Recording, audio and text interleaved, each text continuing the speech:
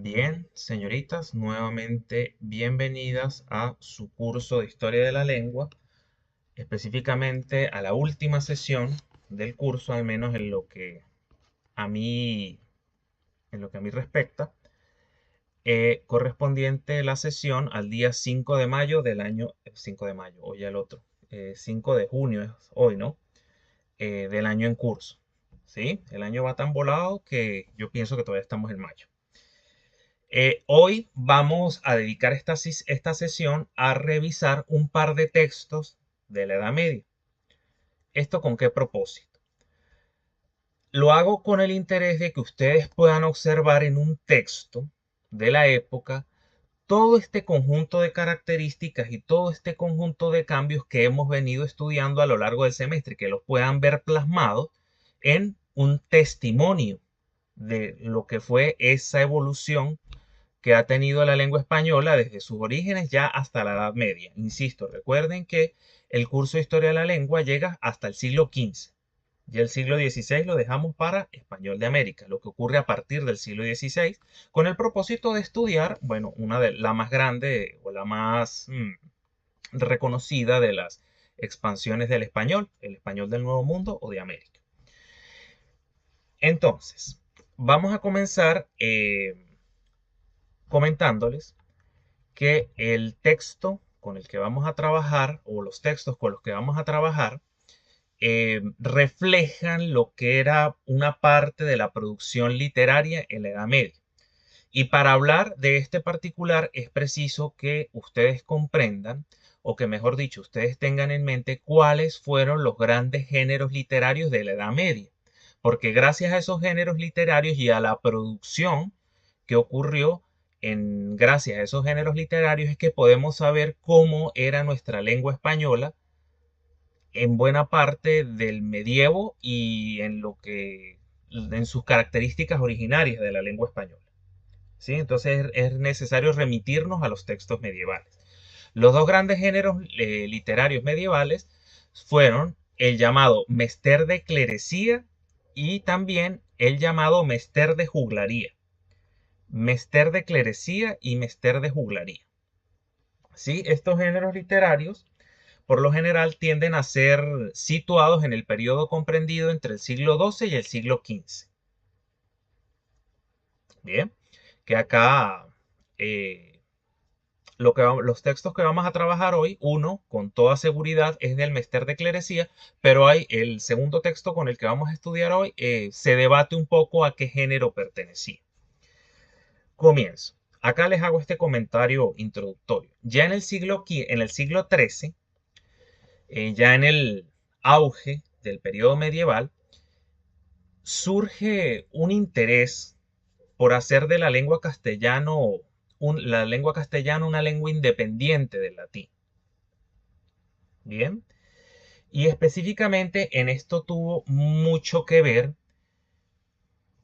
eh, la producción que se hacía a través de los géneros literarios mencionados, porque el interés era hacer de la lengua española un mecanismo idóneo para expresar los sentimientos más elevados e incluso el pensamiento más profundo. Es decir, se salió un poco de la concepción de que únicamente el pensamiento más profundo se podía expresar a través de la lengua latina.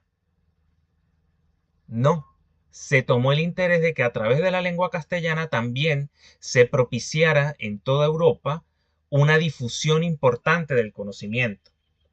Aquí tuvieron que ver, por ejemplo, mucho las escuelas monásticas, los monasterios, en esa difusión del conocimiento, como hablamos en alguna oportunidad, que, bueno, gracias al trabajo de los monjes que se encargaron de producir diversas piezas de distintas obras literarias y científicas, se dio en la Edad Media una muy considerable propagación del conocimiento a lo largo de todo el territorio europeo. Y eso fue gracias al trabajo de las escuelas monásticas.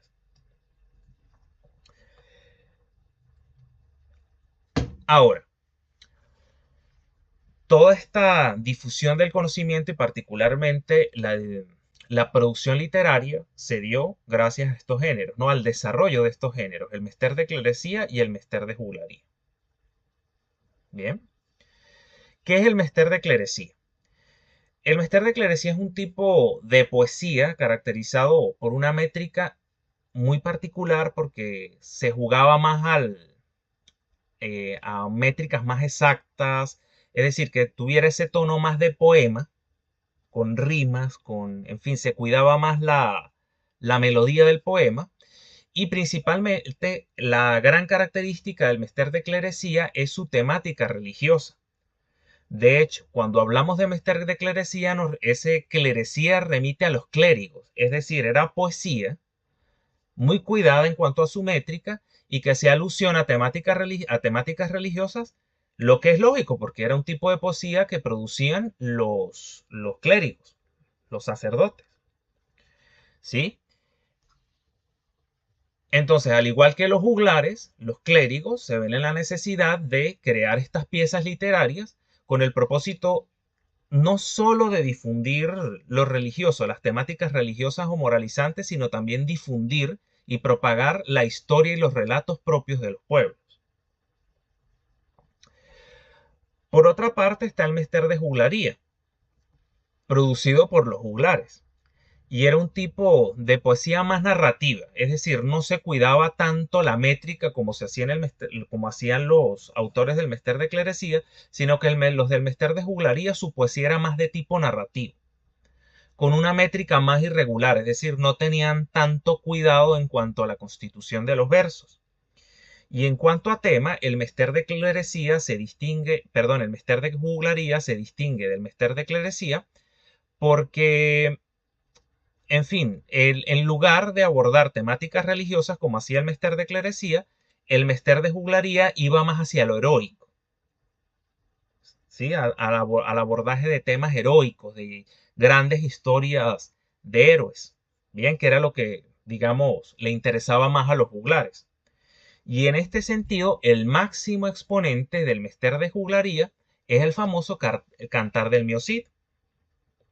Así que desde este punto de vista, el Miocid, además de ser la gran primera obra en literatura castellana, la que abrió todo ese abanico de posibilidades, también constituye el gran ejemplo del famoso del mester de juglaría, de los juglares. ¿Hasta acá me siguen? Bien.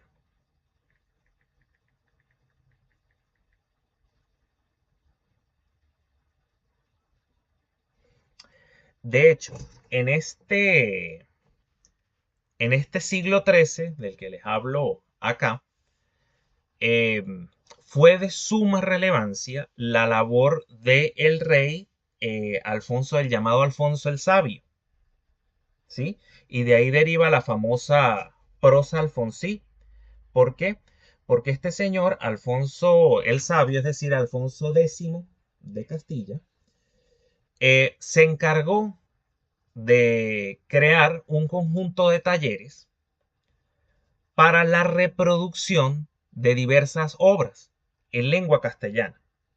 Ese taller contaba con traductores en caso de que las obras a divulgar estuviesen escritas en otra lengua distinta al castellano, como por ejemplo el latín, el griego.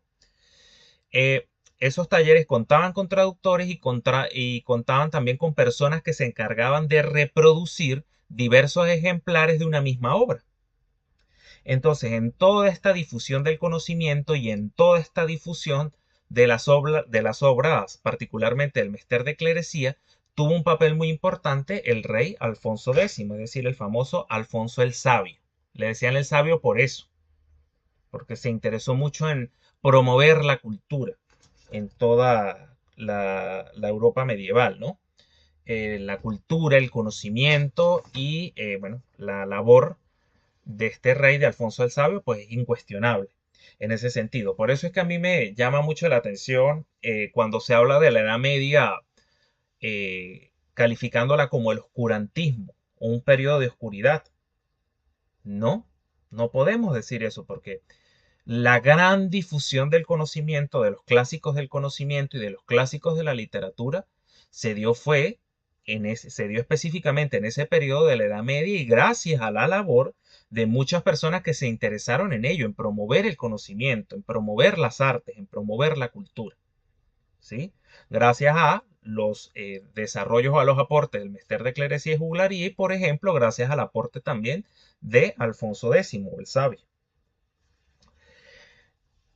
¿Por qué les hago este comentario sobre estos dos grandes géneros literarios de la Edad Media? Les hago el comentario porque a continuación vamos a analizar a grandes rasgos las características de dos textos.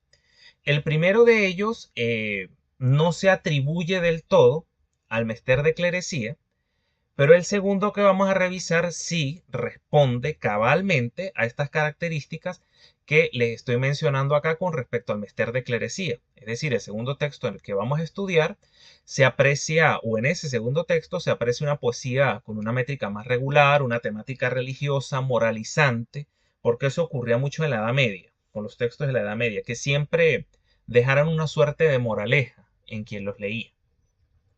Moralejas muy vinculadas sobre todo al, a lo que puede ser parte de la obra divina. Es decir, o a castigos divinos, o a esto de que tú no le puedes llevar la contraria a lo que decida la divinidad. ¿Sí? Entonces va muy enfocada a ese tipo de temas, la literatura del Mester de Clerecía y la pieza del Mester de Clerecía que vamos a analizar a continuación. ¿Hasta acá me siguen? Bien. Vamos a comenzar hoy a analizar las características de un cuento llamado La garza, la trucha y el cangrejo. ¿Sí? Si lo leemos lo leemos al modo de la usanza medieval, tendríamos que decir la garza, la trucha y el cangrejo. ¿Sí? ¿Por qué? Porque, por ejemplo, acá tenemos una Z. Y esa Z hace referencia al africado alveolar sonoro. La garza, la trucha y el cangrejo. ¿Sí? ¿Por qué? Porque esta J haría referencia al fricativo posalveolar sonoro, ese que parece un 3. Entonces, tenemos que tratar de leer todo esto, pero al modo en el que se haría, asemejando un poco cómo sería la lectura en la Edad Media. ¿Sí? Vamos a comenzar entonces con este cuento. Repito, La garza, la trucha y el cangrejo es un cuento que pertenece al famoso clásico de la literatura medieval, el libro Calila y Digna. ¿Sí? Calila y Digna. Ese es el libro. En ese libro, Calila y Digna, está La garza, la trucha y el cangrejo, que es el texto que vamos a leer a continuación. También quiero hacerles una aclaratoria antes de comenzar la lectura. Ven acá algunas letras coloreadas en azul, porque lo azul lo resalté con el propósito de hacer un comentario respecto a lo grafofónico, es decir, las grafías y los sonidos que representan. Eso es lo grafofónico. Lo que está resaltado en rojo tiene que ver con lo sintáctico, con alguna característica sintáctica digna de comentar acá. Y lo verde tiene que ver con lo semántico, es decir, con el significado de algunas palabras que ya no existen en el español o que cambiaron su significado. Entonces ese es el esquema. Lo azul, lo grafofónico. Lo rojo, morfosintáctico. Y lo verde, semántico.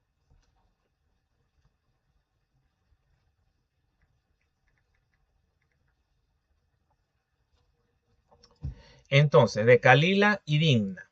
La garza, la trucha y el cangrejo. O la garza, la trucha y el cangrejo. Comencemos entonces. Voy a ir yo con el primer párrafo.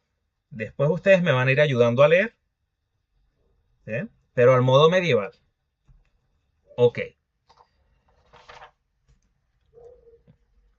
Dicen que era una garza et había fecho su nido en una ribera muy viciosa. Viciosa es placentera, ¿sí? De hecho, allí en los materiales que yo les envié al grupo, hay al final de cada cuento un pequeño vocabulario. en el que están las palabras, el significado de las palabras que resalté en verde.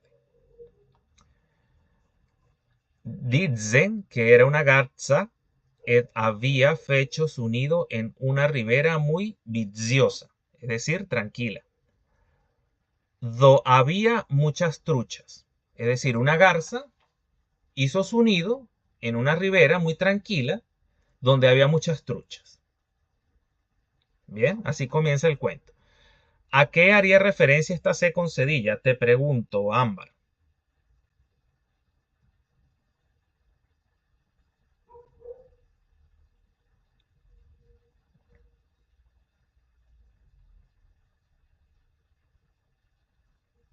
Esa es el fónico, ¿no? Ajá.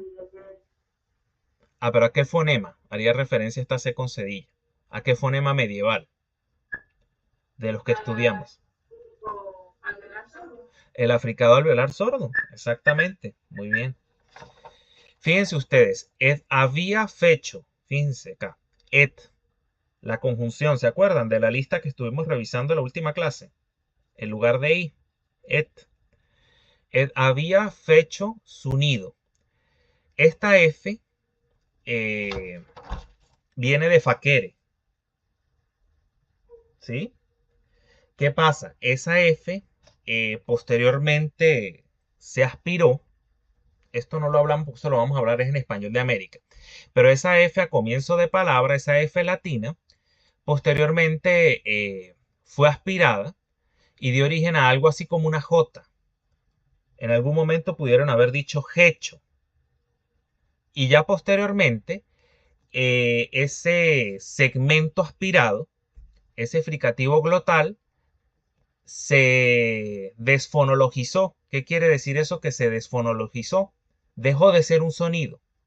Y allí se produjo ese cuento entonces de que la H es muda. Es decir, que cuando hay una H allí no hay un sonido perceptible. Es por eso, porque viene de esta F, de esa F latina, que primero se aspiró y pasó a pronunciarse como una J, como un fricativo glotal, y posteriormente ese fricativo glotal se desfonologizó. Es decir, dejó de ser un sonido, porque cuando hay H en la escritura, no se pronuncia nada. De ahí es donde viene ese cuento de que la H es muda. ¿Me siguen?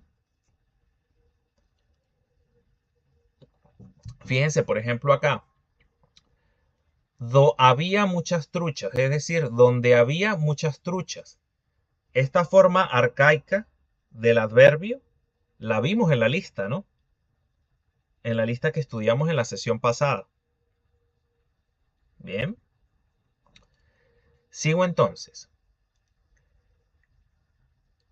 Et embececió, et non podía pescar, et ovo fambre, et trabajóse de engañar a aquellas truchas, et aquel pescado, et demostró muy gran tristeza et cuidado. ¿Qué le pasó a la garza? Había hecho su nido en una ribera muy tranquila, pero se volvió vieja y ya no podía buscar comida. Le dio hambre, ¿sí? Y bueno, se entristeció de verse vieja y muerta de hambre. Pasemos ahora a lo lingüístico. Et embezzetio, fíjense, tenemos una C con cedilla que ustedes ya saben a qué remite. Et non podía pescar, fíjense ustedes la forma medieval del adverbio de negación. La vimos, ¿no? Et ovo fambre. Con esta F acá sucede lo mismo que con fecho. Posteriormente se regularizaron los usos de la grafía H. Eso fue ya a partir del siglo, específicamente a partir de 1713, con la creación de la Real Academia. Et ovo fambre. ¿Cómo dirían ustedes? ¿Y hubo hambre o y tuvo hambre?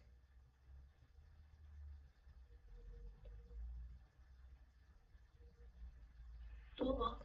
Tuvo, exactamente. Fíjense ustedes acá que se está usando el verbo haber. Esta forma está en la lista de verbos, de formas arcaicas de los verbos, en la guía. Ovo. Es una forma arcaica de haber, ¿no? Y además aquí el verbo haber se está usando con el sentido de tener, lo que hablábamos en las sesiones pasadas, que se empleaba el verbo haber y eso llegó hasta incluso mucho más allá de la Edad Media. Ya para este punto haber se había gramaticalizado para pasar a ser un verbo auxiliar, pero por allí quedaba todavía la costumbre de emplear dicho verbo, el verbo haber, con sentido de tener, ¿sí? O como verbo transitivo, lo que hablábamos en las sesiones, en la sesión antepasada cuando comentábamos lo de la gramaticalización de haber. Entonces, fíjense, et ovo fambre en lugar de y tuvo hambre. Se está usando haber, repito, con sentido de tener, a pesar de que ya haber se había gramaticalizado como auxiliar de los tiempos compuestos. ¿Sí? Et trabajóse de engañar aquellas truchas et aquel pescado. Demostró muy gran tristeza et cuidado. Fíjense ustedes, nos conseguimos con et por todas partes, en lugar de la conjunción y. Bien. Además, vemos acá, por ejemplo, en grant, en el adjetivo, es gran, ¿sí? Pero viene de grande. Quiere decir que aquí en primer término hubo un apócope de la E. Y posteriormente esa D pasó a ser sorda, es decir, se convirtió en T, como a la inversa de la lelición céltica pareciera. O sea, en lugar de sonorizar una oclusiva sorda, entonces fue al revés, pasaron una oclusiva sonora a sorda.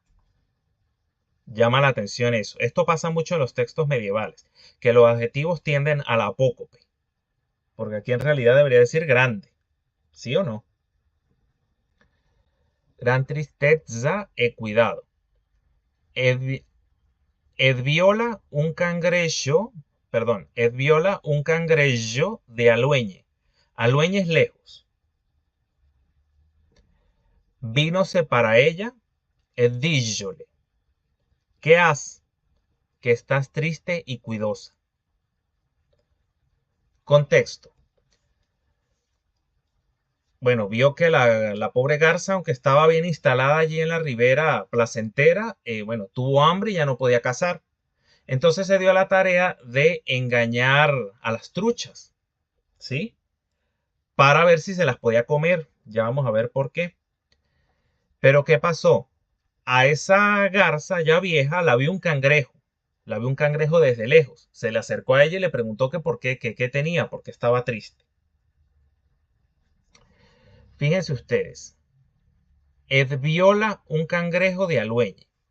¿Ustedes cómo dirían? ¿Ed viola o y la vio?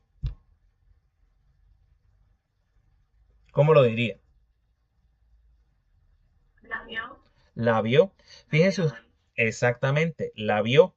Fíjense ustedes cómo se está posicionando acá. Esto no lo vimos en clase. Esto es información nueva. Esto no es que les va a ir para el cuestionario del lunes, porque yo hablo sobre este tema en Español de América, lo que le voy a comentar a continuación, pero para que lo tengan presente.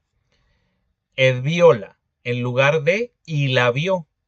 Además de usar ed, fíjense cómo está el pronombre átono posicionado con respecto al verbo.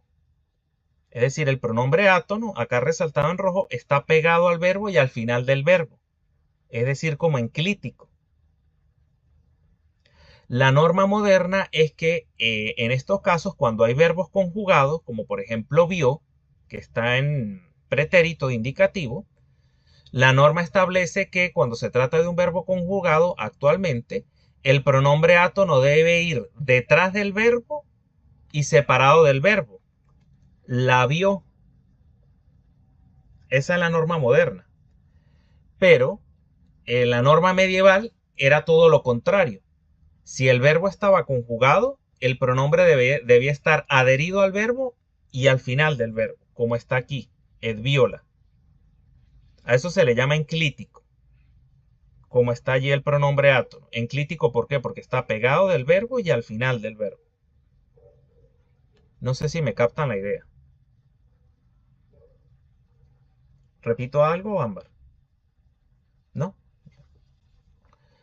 Entonces, Ed viola, en lugar de y la vio, un cangrejo de alueñe, es decir, de lejos. Vínose para ella ed díxole. Fíjense, volvemos a ver un enclítico acá, es decir, un pronombre átono pegado a un verbo conjugado. Porque en la actualidad nosotros no diríamos vínose, diríamos se vino. Pero claro, esta era la norma medieval, que los verbos conjugados, en los verbos conjugados se apreciara enclisis, es decir, que sobre los verbos conjugados se adhiriera un enclítico, o sea, el pronombre átono pegado al verbo y después del verbo. Eso es un enclítico. Así como ocurre en viola. ¿Lo ven? ¿Todo bien, Ana? ¿O repito algo? Vale. Ed vínose para ella, ed díxole. Acá resalté para porque usan para en lugar de hacia. Porque lo ideal sería allí que se dijera vínose hacia ella y le dijo. Bien. ¿Qué has? Que estás triste y cuidosa. Acá cuidosa es preocupada. Y fíjense ustedes, ¿qué has? Que estás triste y cuidosa. Cómo lo preguntarían ustedes? ¿Qué has o qué tienes? ¿Cómo lo dirían?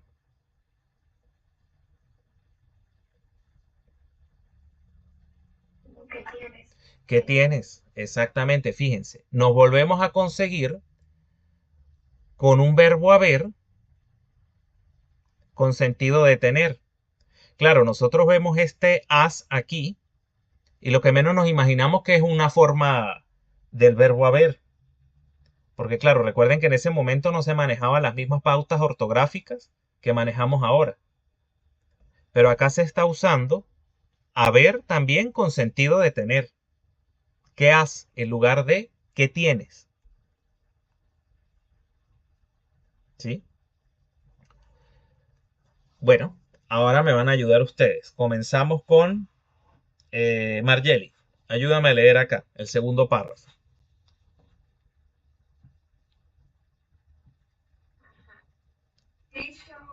Dicho ella, más mal que bien, yo solía beber de las truchas.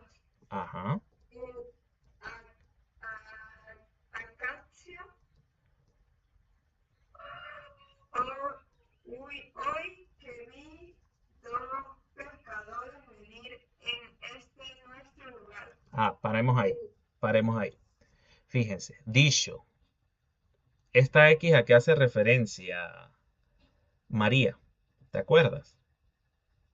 Dicho. ¿Y por qué y por qué lo pronunciamos Margeli y yo de esa forma? Dicho.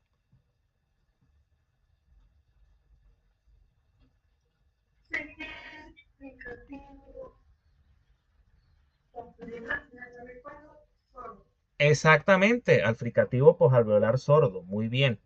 Dicho ella, más mal que bien. Es decir, la garza le está respondiendo al cangrejo que por qué estaba tan preocupada.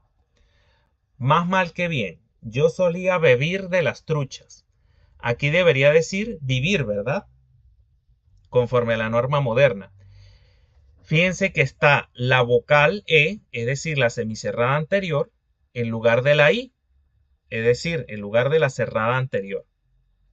Cuando se confunden las vocales, para que lo sepan para la vida, porque de esto vamos a hablar en Español de América, cuando se confunden las vocales, por lo general, confusión entre vocales de una misma serie, fíjense que en este caso la confusión es con vocales de la serie anterior, a esto se le conoce como vacilación de vocales átonas. Así, vacilación de vocales átonas. Vacilación de vocales átonas. Así. Bebir en lugar de vivir. et acaeció, hoy que vi dos pescadores venir en este nuestro lugar. Acaeció, en este caso es sucedió, ocurrió. ¿Sí? Por eso lo resalté en verde y esto está en el vocabulario. Fíjense cómo está escrito hoy. Llama la atención, ¿no? Entonces, fíjense acá, he dicho el uno al otro. Es decir, ya vemos aquí también muchas muestras de discurso reportado. Es decir, de cómo se reporta lo que dijo otro. Y de hecho, acá hay un reporte dentro del reporte. ¿Por qué? Porque se está citando lo que dijo la garza, o sea, la respuesta de la garza al cangrejo, pero a la vez la garza está citando la conversación de otros, de los pescadores. O sea que hay un reporte dentro del reporte, es decir, una cita dentro de la cita. Fíjense, como ya entonces el castellano iba cogiendo ese nivel de especificidad que ya se podía incluso reportar el discurso dentro de una misma cita. No sé si me captan la idea. Bien. Entonces, continúa, por favor, Margeli. Ya aquí está respondiendo, ya aquí está contando la garza lo que escuchó que dijeron los pescadores. Porque no echamos alguna vez la red a aquestas truchas que son en aqueste lugar. Dicho, dicho Dicho. dicho en otro, mas vayamos a un lugar que yo sé, do hay muchas truchas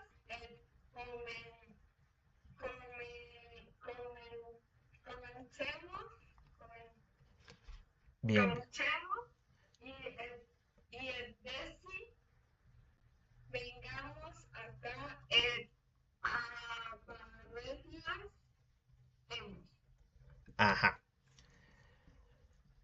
Leo yo de nuevo. ¿Por qué non echamos alguna vez la red a aquestas truchas que son en aqueste lugar? Dicho el otro.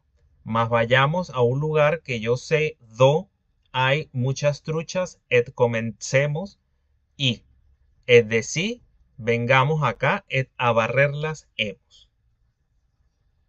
Lo que dijeron lo que se dijeron un pescador al otro. Fíjense, tenemos acá el adverbio de negación en su forma medieval. Ya ustedes lo conocen. Aquestas truchas. ¿Recuerdan cómo se formó esto? Aquese, que lo hablamos en alguna de las clases. Los demostrativos. En la actualidad tenemos tres demostrativos, ¿verdad? Este, ese y aquel.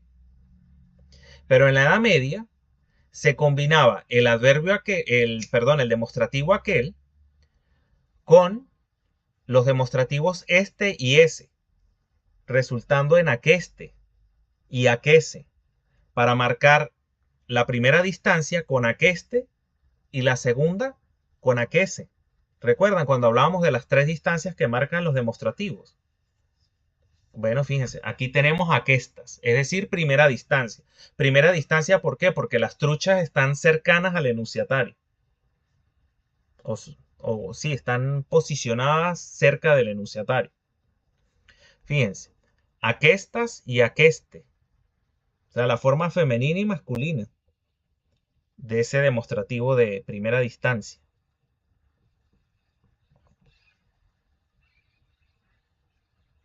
¿Todo bien? Abrumo un poquito al comienzo, pero esto les va a servir de repaso para la clase. Y bueno, van viendo en físico cómo se aplicaba todo eso que discutimos en las clases y que hemos ido aprendiendo. Dicho el otro, mas vayamos a un lugar que yo sé do hay muchas truchas. ¿Esto qué significará? Do.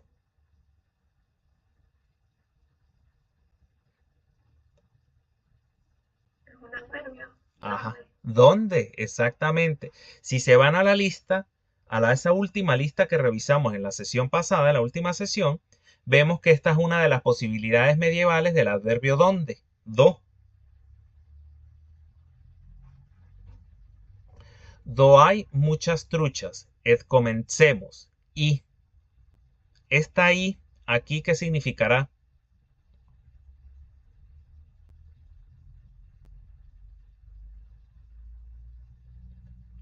Comencemos. Ajá. Ahí, exactamente. Ahí. De hecho, esta I así está en el cuadro, en la lista que yo les mostré en la sesión pasada.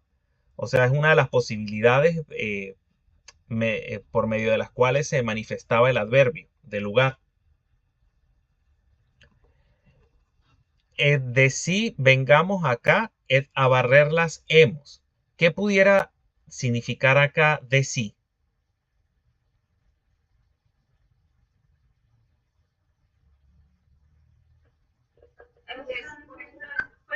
Después, exactamente. Creo que lo tienen en la lista, creo. O sea, de sí, que significa después, creo que está en la lista. De sí, vengamos acá, a barrerlas hemos. ¿Qué pudiera ser esto, muchachas? A barrerlas hemos. A barrer significa recoger, para que tengan claro el sentido. ¿Qué pudiera ser esto? A barrerlas hemos.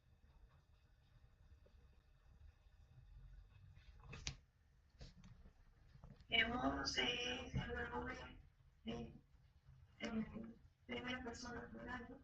Exactamente. ¿Qué hay aquí? Entonces, Tenemos a, barrerlas. a barrerlas hemos. Esto quiere decir que, como a barrer significa recoger, quiere decir que las recogeremos. Futuro.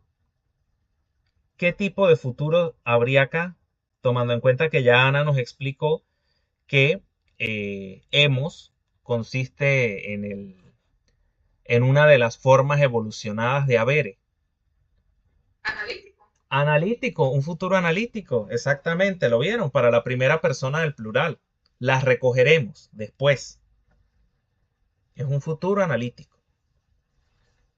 Si ustedes revisan cuando hablábamos del futuro, de la formación del futuro y el condicional, allí vimos cómo evolucionaban las formas de habere para cada una de las personas gramaticales. Y una de esas posibilidades era hemos, para la primera persona del plural. Recuerden que el futuro analítico se constituye de un infinitivo más la forma evolucionada de habere, en este caso hemos. No sé si María Susana y Margeli lo bien, están viendo acá lo notan, ¿no? Bien.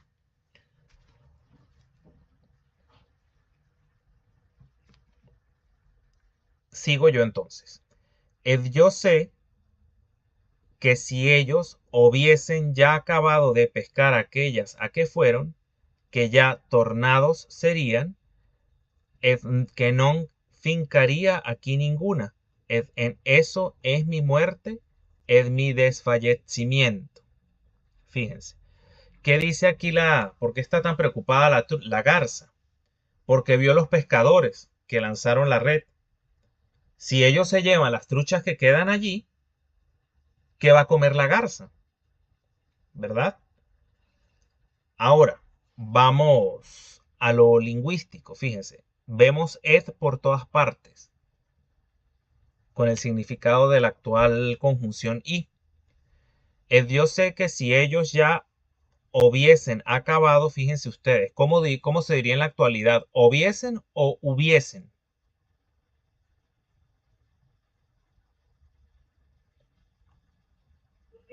Hubiesen, ¿verdad?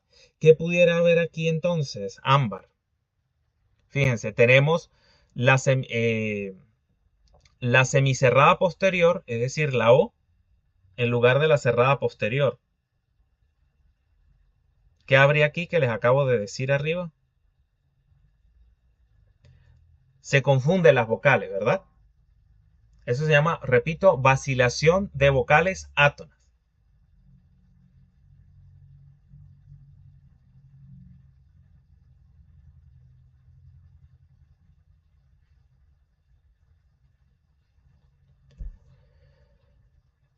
si ellos hubiesen ya acabado de pescar aquellas a que fueron, que ya tornados serían es que regresan. O sea, cuando ellos ya regresen, cuando los pescadores se regresen, ya no va a quedar, no van a quedar truchas para que la garza coma.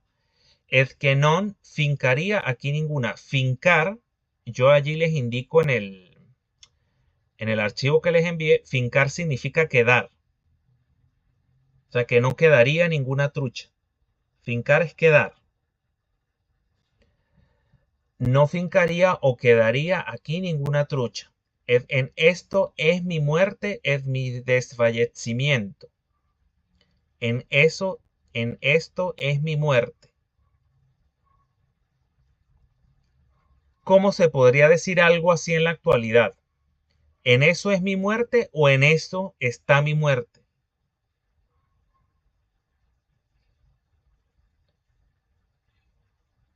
¿Qué sería digamos, lo ideal que, cómo pudiéramos manifestar idealmente esta expresión en la actualidad? ¿En esto es mi muerte o en esto está mi muerte? ¿Qué sería lo más lógico?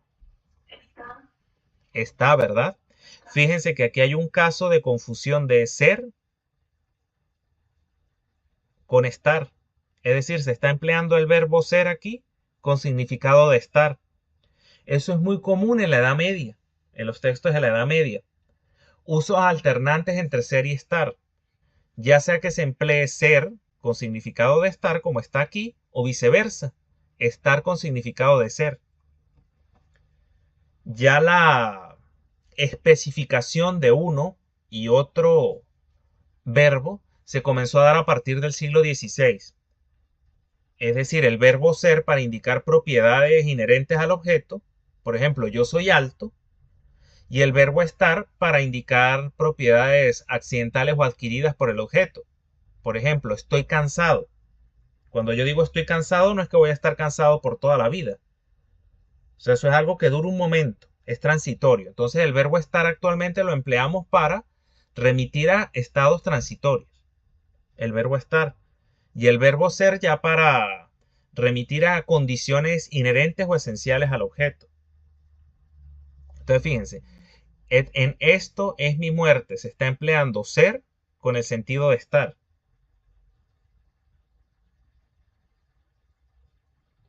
Repito, actualmente el verbo ser se emplea para indicar propiedades inherentes al objeto. O sea, propiedades que en el objeto no van a cambiar. Por ejemplo, soy alto, soy moreno, soy bajito. Y el verbo estar se emplea para remitir a propiedades accidentales o momentáneas del objeto. Por ejemplo, estoy cansado. No es que voy a estar cansado toda la vida, es en un momento específico. Es un estado. Por eso se usa estar. Pero esa regla se estableció ya a partir del siglo XVI. Antes no. Por eso se observa acá y en todos los textos medievales confusión de ser y estar.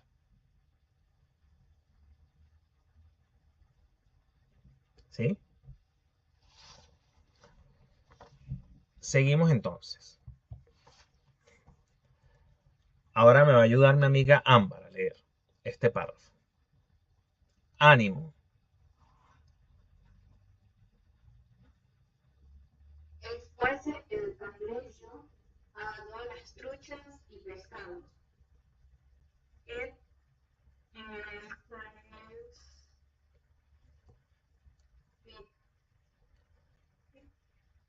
Et, eso sí no sé cómo se pronuncia. et fitzogelo. Fitch, soy hielo. Ajá. Saber, viniéronse Ajá. todos para él. Et dijeron. Todos,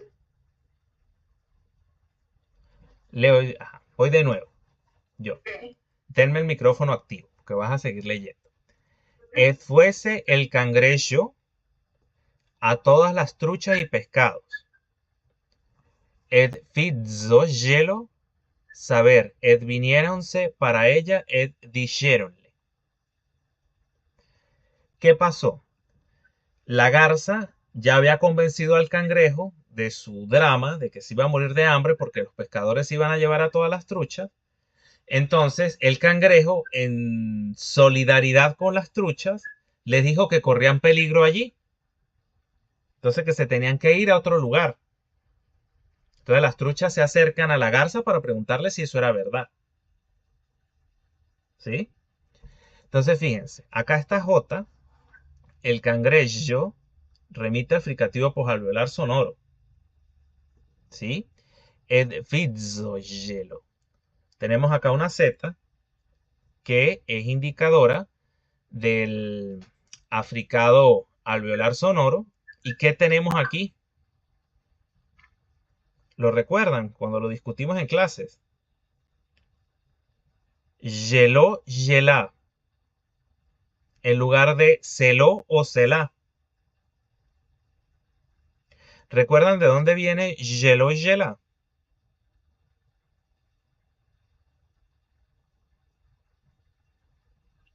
Es reflexivo pegado por el crítico del pronombre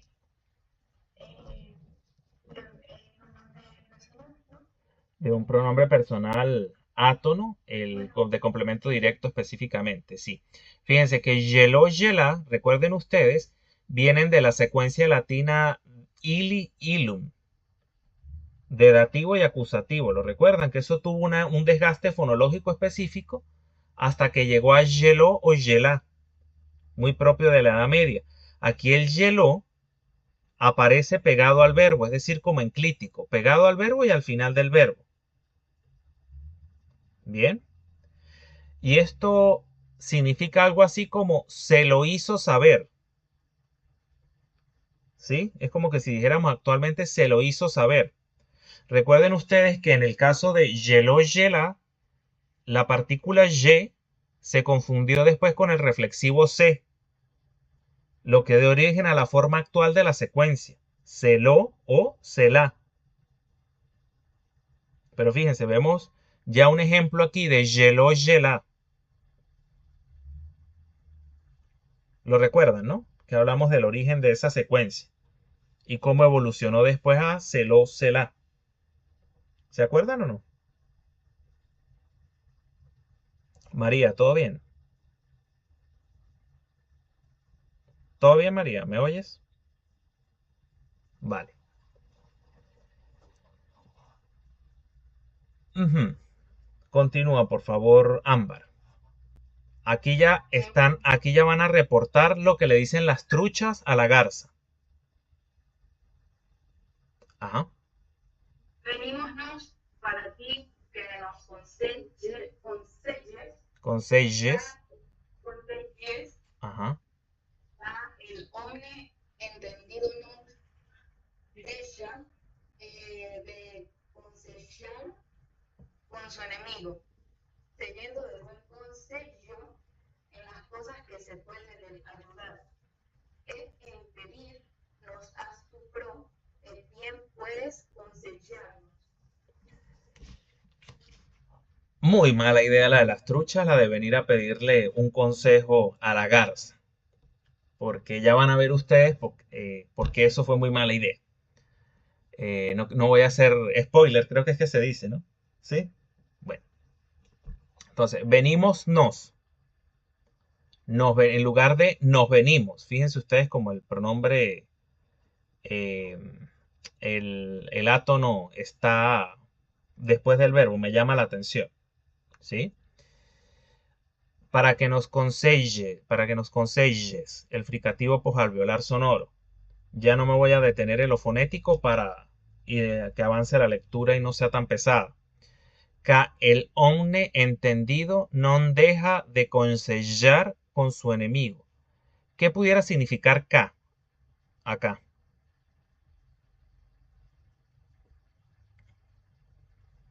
Este K está en la lista de adverbios, conjunciones y preposiciones que les mostré en la última sesión.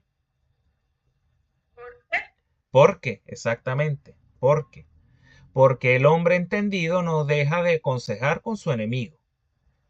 Seyendo de buen consejo. ¿Qué pudiera significar este seyendo? o se yendo, también se pudiera leer de esa forma.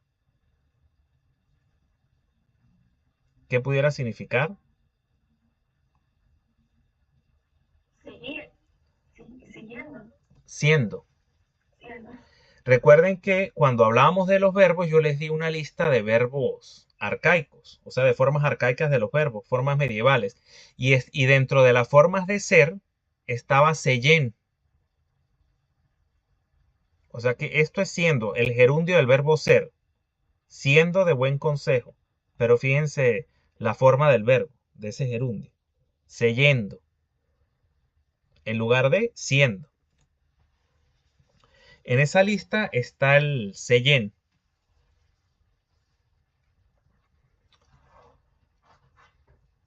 Fíjense acá. Seyendo de buen consejo en las cosas que se pueden de él ayudar. Acá hay una contracción, se llama eso. ¿Por qué? Porque se unen dos palabras en una. La preposición y el pronombre personal masculino para la tercera persona. Es como que si dijera de él, pero se contraen las dos palabras en una. Del.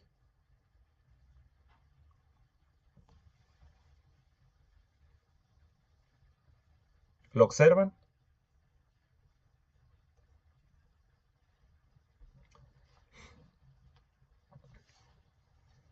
Ujú. Entonces, continúa Ámbar, por favor, con la lectura.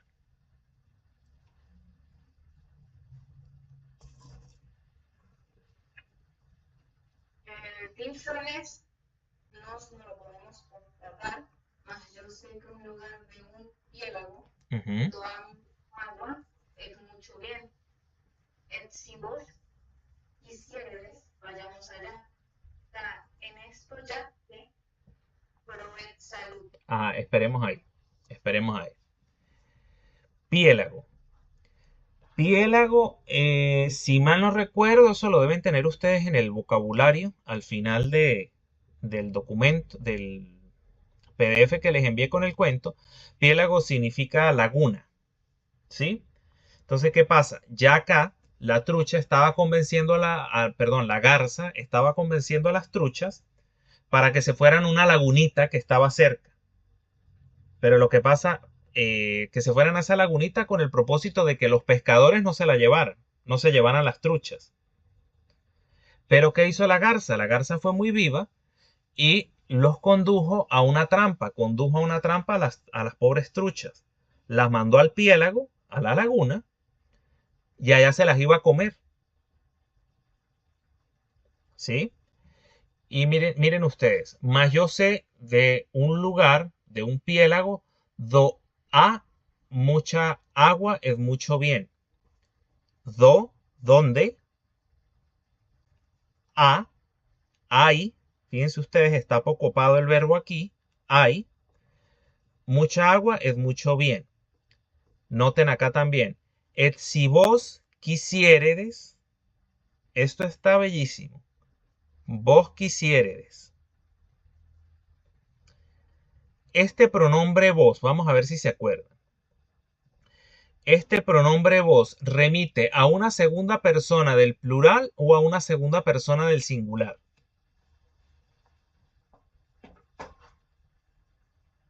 Repito, este pronombre vos, ¿a qué remite? ¿A una segunda persona del plural o a una segunda persona del singular? Recuerden ustedes que en la Edad Media había confusión con el pronombre vos. ¿Por qué? Porque ya se había extendido que todo el mundo se tratara de vos.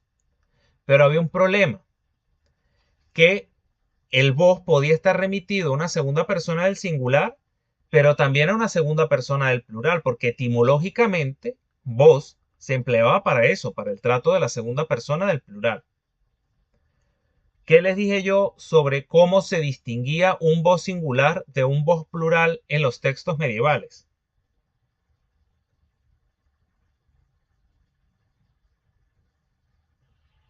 Se mezcló con el alguno de otros para crear los otros, Ajá, pero también vuestras C después. no, mira, o sea, sí, claro. Vosotros después se combinó con otros para dar una forma plural, claramente plural, con la que no hubiera confusión. Pero, ¿qué notan ustedes de particular en este verbo? Quisiéredes.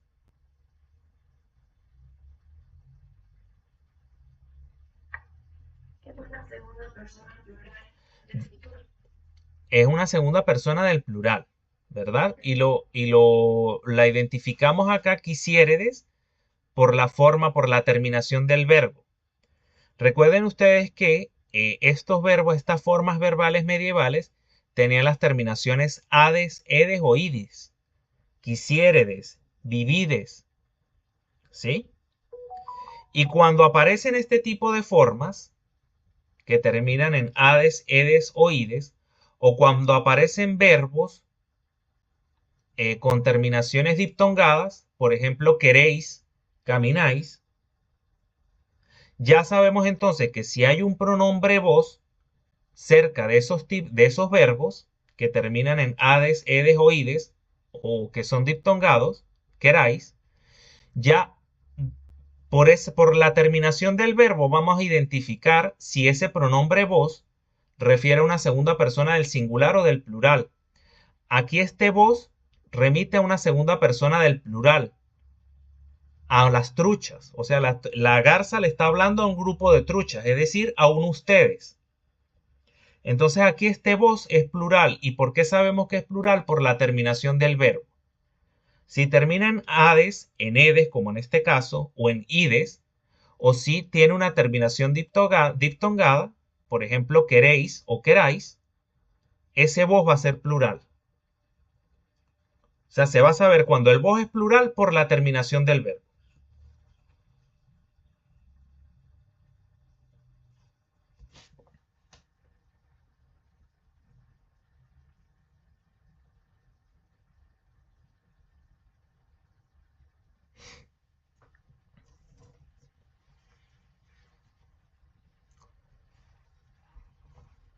Si aquí dijera, por ejemplo, vos quieras, te pregunto, María Susana, si aquí dijera, por ejemplo, vos quieras, ¿ese pronombre vos sería para singular o para plural? Vos quieras. Para singular, ¿no? Exactamente, exactamente, porque el verbo está conjugado, o sea, la desinencia del verbo en quieras, en ese caso imaginario, quieras, está acorde para el pronombre tú. Pero fíjense que aquí la terminación es muy diferente. Y por eso se logra identificar que este vos es plural. Y claro, el contexto del cuento también nos lo permite, porque aquí la está hablando la trucha, perdón, la garza se está dirigiendo a las truchas, es decir, a uno ustedes. No sé si me captan la idea Ámbar y Ana. ¿Sí? Ok. Et si vos quisiéredes, vayámonos allá. K, es decir, porque, en esto yadze, pro et salud. Pro es bien.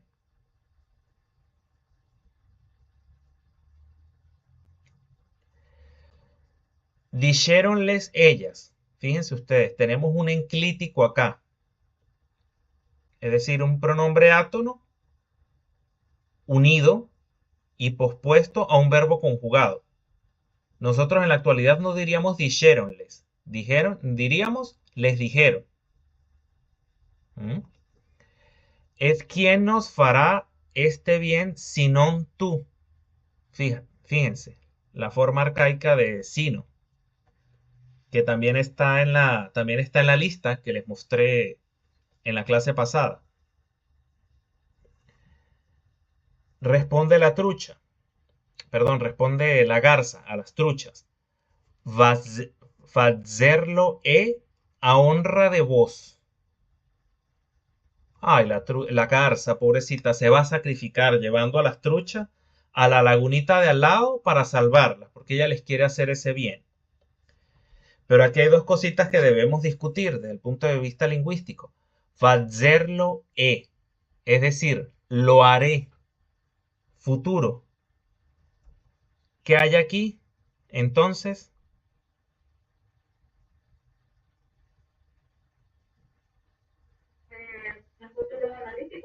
Futuro analítico, exactamente, para la primera persona del singular. Futuro analítico. Yo, la garza, lo haré. Lo haré en favor de ustedes. Este vos que está aquí solito, ¿será un vos singular o un vos plural?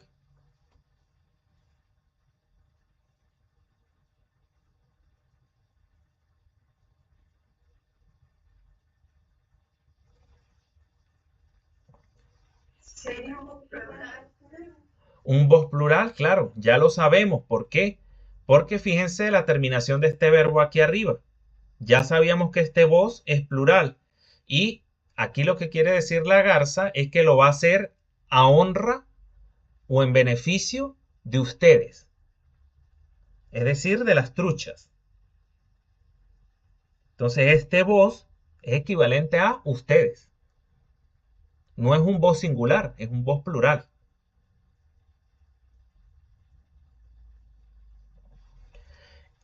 Sigue, por favor, Ámbar.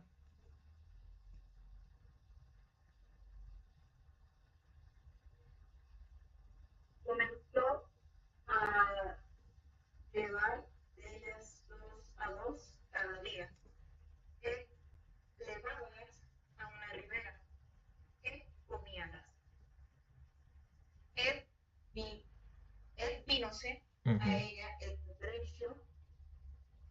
Él díjole, yo miedo he en este lugar.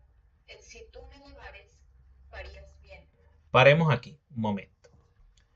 Comenzó a levar de ellas. Levar es llevar, ¿sí? De ellas. ¿Cómo se llamaría esto? El hecho de que dos palabras estén juntas y amalgamadas. ¿Qué les dije yo hace rato? ¿Cómo se llamaría esto?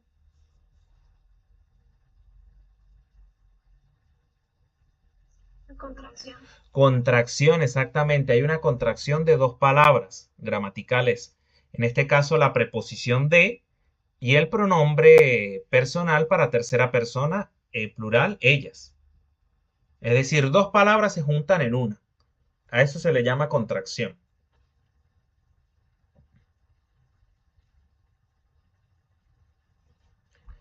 Comenzó a levar de ellas, dos a dos cada día, et levábalas a una ribera.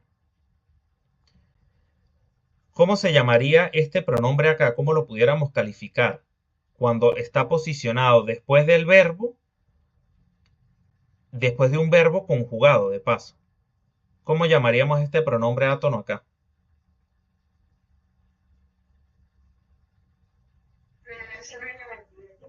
Enclítico, muy bien, exactamente. Enclítico, perfecto. Hay un enclítico acá sobre un verbo conjugado, es decir, lo que establecía la norma medieval. Muy bien. Et levábalas a una ribera, et comíalas. Volvemos aquí con un enclítico también, sobre un verbo conjugado. Et vínose, otro enclítico sobre un verbo conjugado, en lugar de ese vino. Et vínose el cangrejo, et díjole. El cangrejo, igual de bolsas a las truchas, quería que él lo salvaran también, ¿verdad? Te va y le dice a la garza, ay, que él tenía miedo allí de que lo fueran a pescar, que él se quería ir a donde ella estaba llevando las truchas. Ya la garza había mostrado el cobre y se llevaba de a dos truchas por día y se las comía al piélago, es decir, a la laguna. ¿Qué dice el cangrejo? ¿Qué le dice el cangrejo a la garza? Yo miedo he en este lugar. ¿Qué pudiéramos decir de este he aquí, de este verbo haber aquí? ¿Qué pudiéramos decir?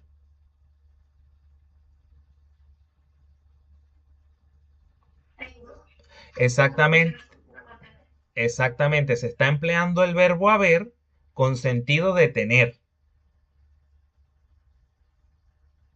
Yo miedo he en este lugar. Et si tú me elevares, farías bien.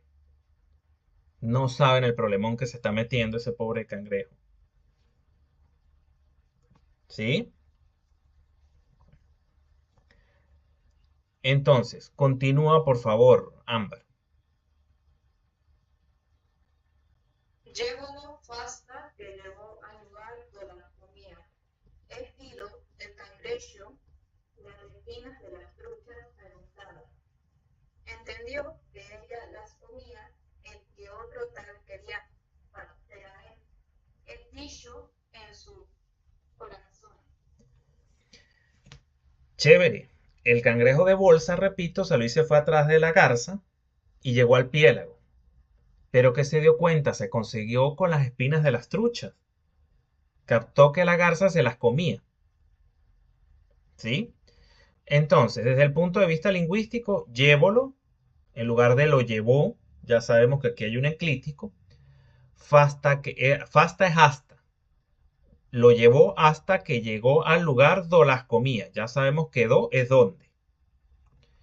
Ed vido el cangrejo. Vido. ¿Qué significará vido?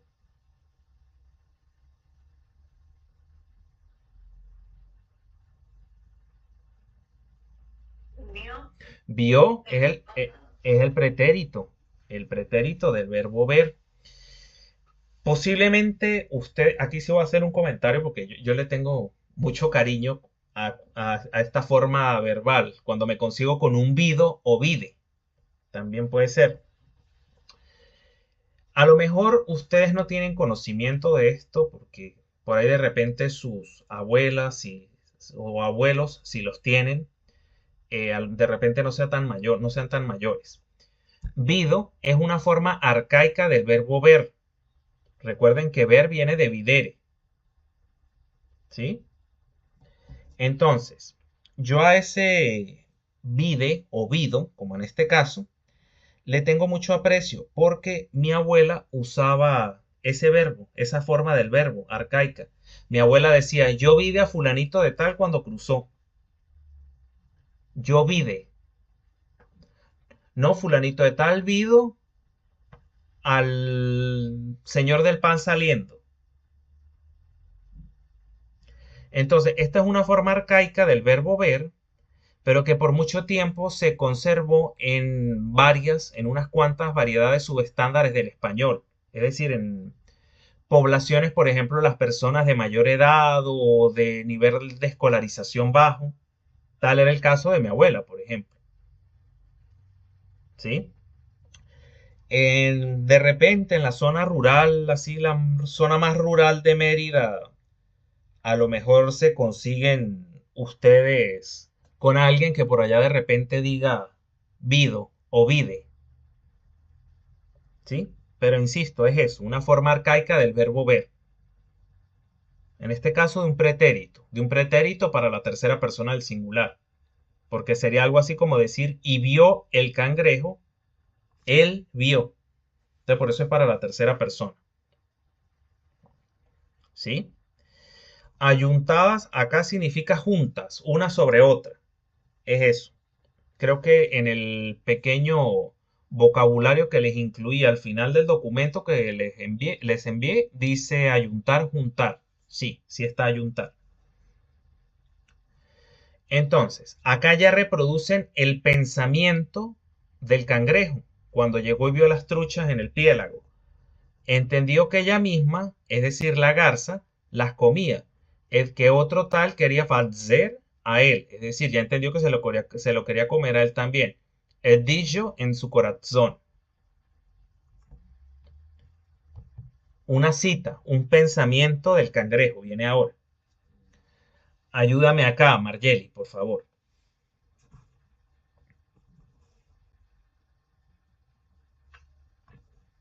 cuando el hombre se halla con su enemigo en los lugares no sabe que lo matará.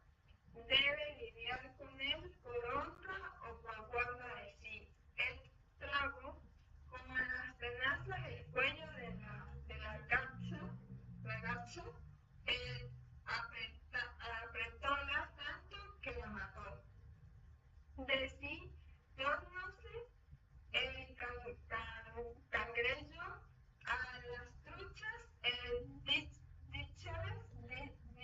Mira, paremos aquí, mira. Cangrejo, ese es el sonoro. El abejorro.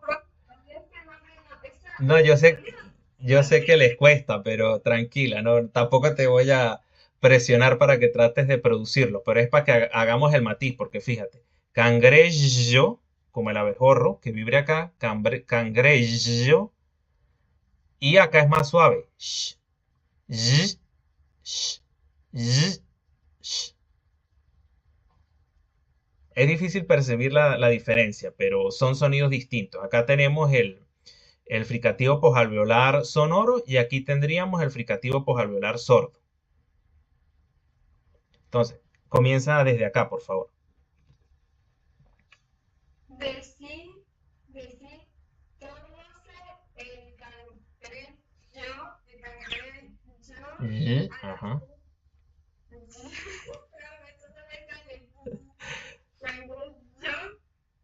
a las truchas visuales de Ah, las nuevas de la garza. ajá. El de las truchas que levaba cada día, las comía, el que la había muerta, morándose en su lugar. Morándose en su lugar. Exactamente. Fíjense ustedes. Bueno, aquí que dijo el cangrejo. O sea, por mi honra, por mi honor, no me puedo dejar comer de la garza. Entonces, ¿qué hago? Voy a agarrar mis tenazas, la voy a coger por el cuello y ya está lista.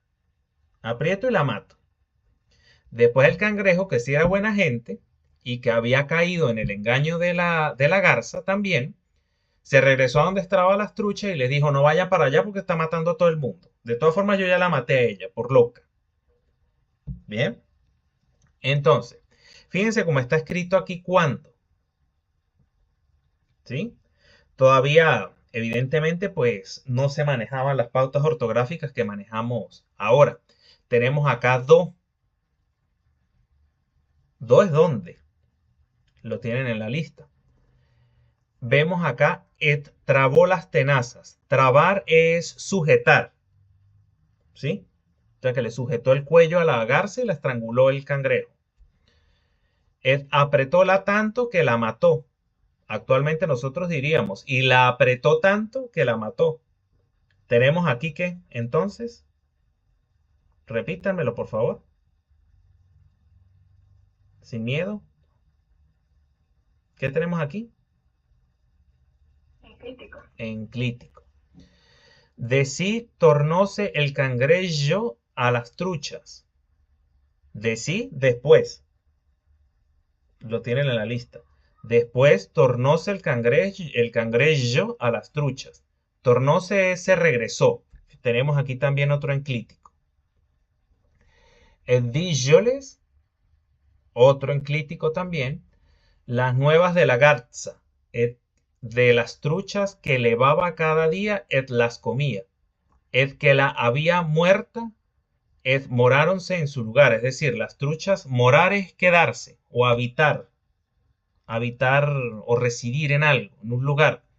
Entonces, bueno, se quedaron allí donde estaban eh, porque bueno, ya la había matado. Y pues ya las truchas ya no tenían nada que ir a hacer en el piélago porque se la iba, era un engaño lo que les había hecho la garza. Fíjense acá, que la había muerta. Aquí podría interpretarse esto también como un uso de haber con sentido de tener. ¿Por qué? Porque lo que trata de decir acá es que el cangrejo tenía muerta ya a la garza en el piélago. Entonces pudiera interpretarse, aquí esto sí podría estar sujeto a discusión, pero considero que sí se podría interpretar este uso de haber con sentido de tener y que la tenía muerta. O sea que ya la tenía muerta en ese lugar, en el piélago. No vayan, no corren peligro igual, pero no vayan.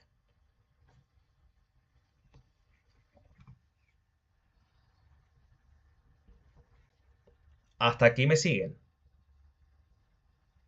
María, ¿todo bien? No te veo.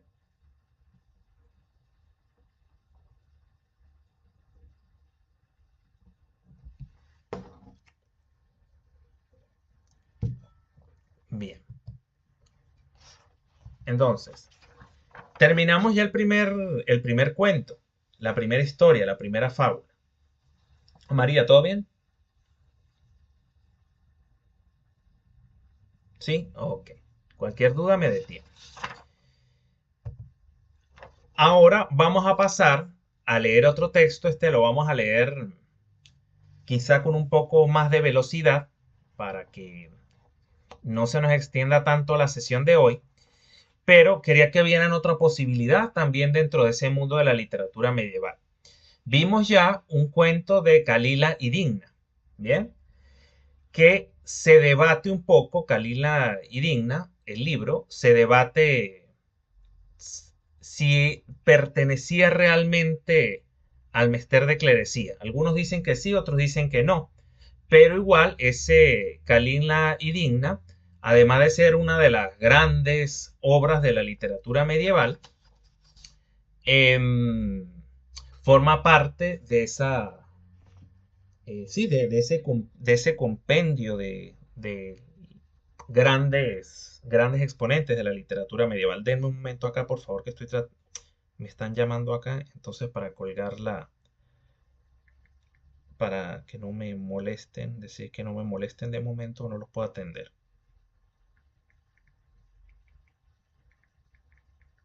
Ya, disculpen ustedes.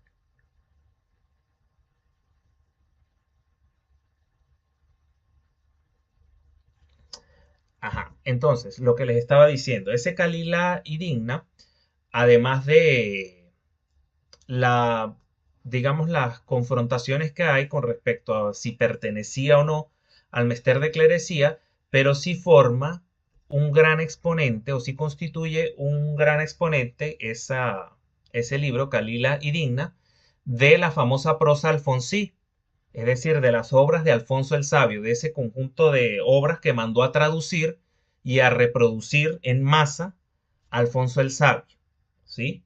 Entonces, por eso es tan importante ese libro, Calila y Digna. Repito, porque forma parte de ese conjunto de obras que mandó a traducir Alfonso el Sabio o Alfonso X. Ahora vamos a tomar un cuentico del libro del Buen Amor, que es otro libro de esos tantos que se produjeron en la Edad Media. Y el libro del Buen Amor, sí es una representación fiel y exacta de lo que era el Mester de Clerecía. Ya por el solo hecho de que ese libro del Buen Amor lo produjo el famoso Juan Ruiz Arcipreste de Hita, es decir, un clérigo. Este señor era un clérigo de los grandes exponentes o autores del medievo castellano. Juan Ruiz, perdón, Arcipreste de Hita. Y ya el libro del Buen Amor sí ya constituye una muestra exacta de lo que era el Mester de Clerecía. Calila y Digna, como les comentaba anteriormente, forma parte ya, pero de ese grupo de obras que mandó a traducir Alfonso el Sabio.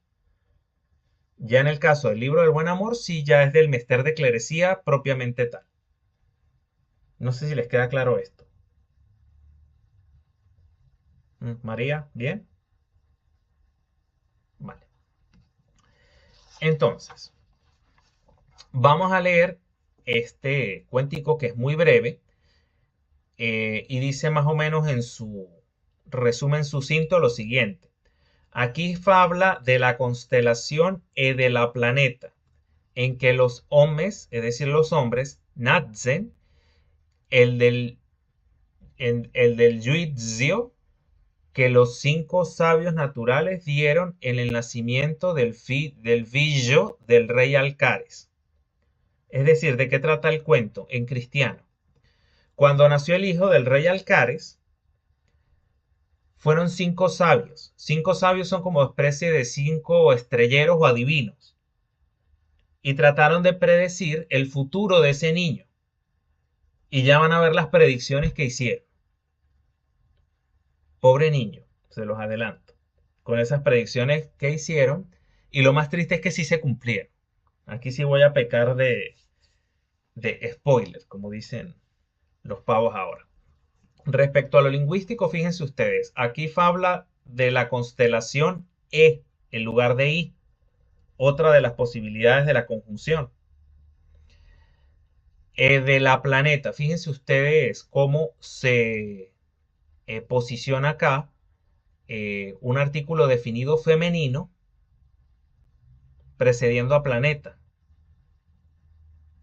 ¿Sí? Por lo general nosotros en la actualidad diríamos el planeta, no la planeta. Llama la atención eso.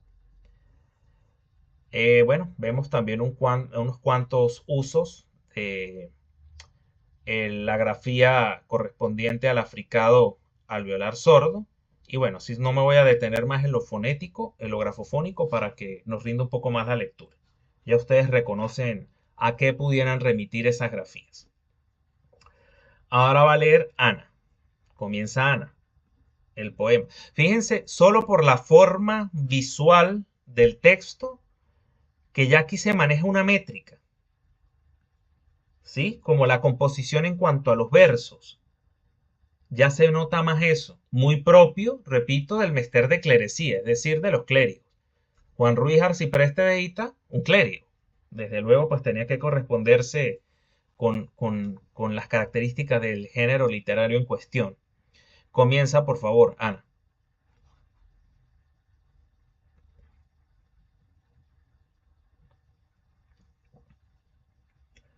Uy, se salió Ana. Vamos a dar un minutico a que se conecte.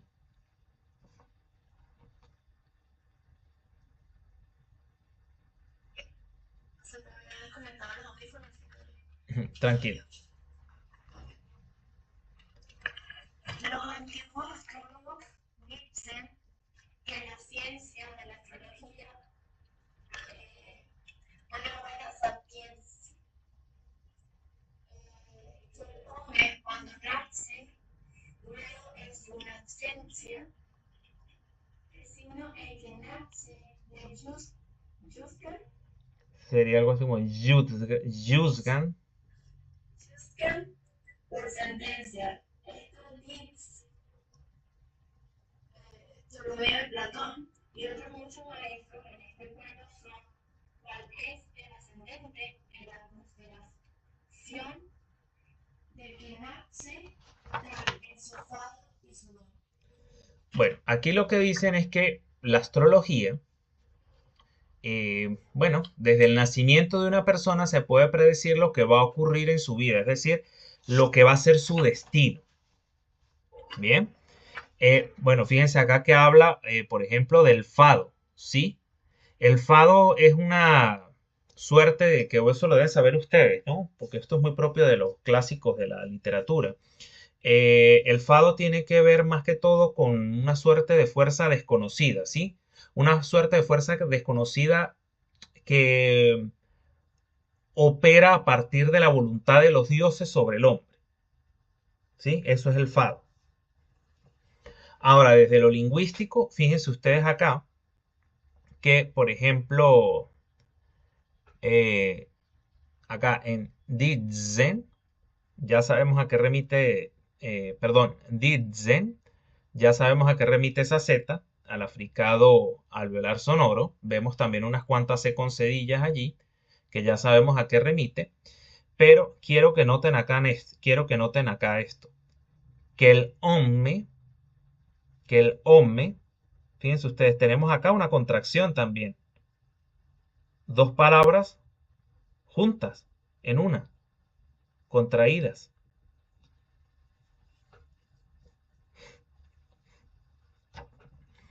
Otra cosa que quiero que vean acá es, por ejemplo, el que lo vemos de acá desde el resumen sucinto del cuento, el uso de E en lugar de la conjunción de I.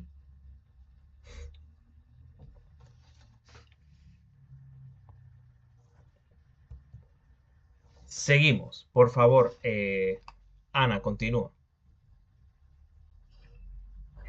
Muchos hay que trabajan siempre porque sí, Es decir, por la fe, por la iglesia. dependen grandes tiempos. Ah, para aquí, por favor. Deprenden. Deprender significa aprender, ¿sí? Y expender, si mal no recuerdo, no, esto no es esplender, esto es esplender. Esplender es como algo que resplandece, como un brillo, ¿sí? Entonces, siempre los sabios trabajan o por clerecía y también esplenden gran valor, esplenden gran valor, ¿sí? O sea, son valiosos en cuanto a su aporte para dictaminar en cierta manera y vaticinar lo que será el destino de cada quien. Otra cosa que quiero que noten es Grant. Recuerdan que en el cuento anterior también nos conseguimos con Grant. ¿Mm? Bueno, y cuantía es valor, es eso. Entramos hace poco que sus padres míos no pueden desmentir a la astrología. Otros Aquí entran en tendríamos que decir algo así como astrología. astrología. Y- Perdón. Otros entran en orden por salvar sus almas. Otros toman esfuerzo en querer usar armas. Otros sirven señores con sus manos ambas. Pero muchos de apuestos dan en tierra de palmas. Fíjense, Se nota la rima. se nota la rima, ¿verdad? Y aquí cambia la cosa. Esto es mester de clerecía. O sea, más estructurado, una métrica más regular, más contada, más cuidada. Totalmente. Aquí quiero hacerles referencia a algo para su conocimiento a posteriori. En la Edad Media e incluso en el periodo colonial americano, era muy común este tipo de sintagmas para evitar confusiones.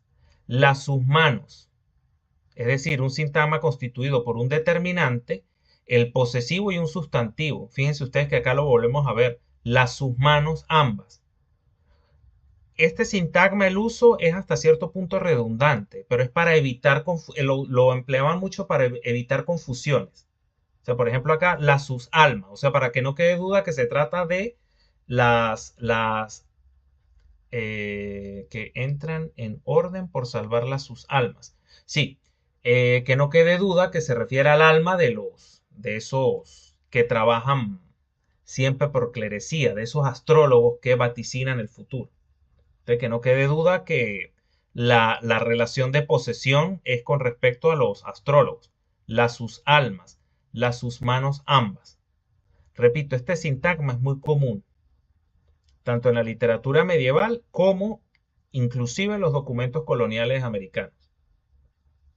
Que las que llegan a español de América, cuando vayamos ya a los textos coloniales americanos, nos vamos a conseguir mucho con este tipo de sintagmas. La sus am, por ejemplo, le beso las sus manos, ¿sí?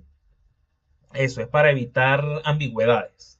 Un poco redundante, pero su empleaba era para eso, este sintagma. Repito, constituido por el artículo definido más el determinante posesivo más un sustantivo. Artículo definido, determinante posesivo más un sustantivo. Un sintagma muy común en la literatura medieval, incluso llegó a América. Los documentos coloniales se consigue a cada rato. Esto sobre todo para que lo tengan en mente todas, pero principalmente las que van a español de América, porque después no lo vamos a conseguir. Ajá, por favor, continúa. Antes de que continúes, Ana, fíjense acá. Nos volvemos a conseguir con aquestos. Es decir, esa forma medieval del demostrativo para la primera distancia. Aquestos. Ujú.